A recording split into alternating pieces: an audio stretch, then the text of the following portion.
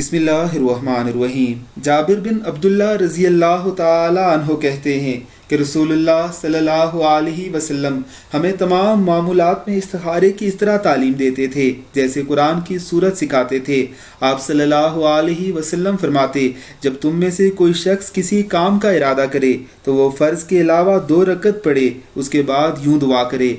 اللہم انی استخیرک بعلمک واستقدرک بقدرتک واسألک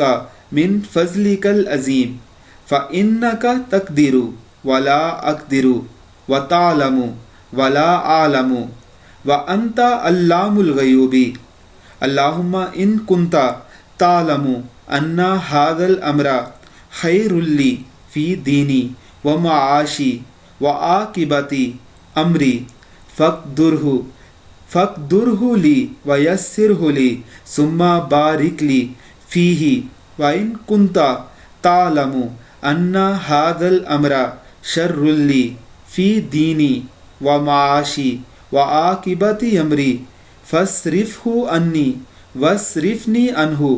واقدر لی الخیر حیث کان ثم ارزقنی بہ۔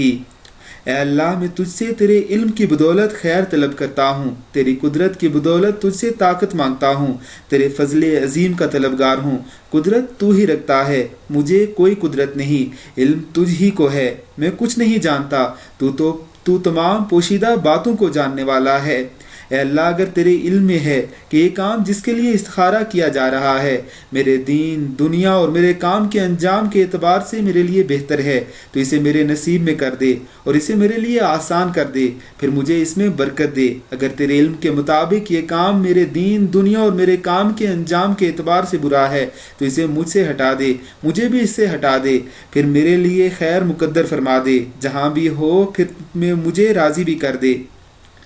یاد رکھیے کہ جب حاضر الامر آئے، اس دعائے مبارکہ میں 2 جگہ حاضر الامر آتا ہے جسے آپ سکرین پر دیکھ رہے ہوں گے، یہ اور اس جہاں پر میرا سرکل گھوم رہا ہے،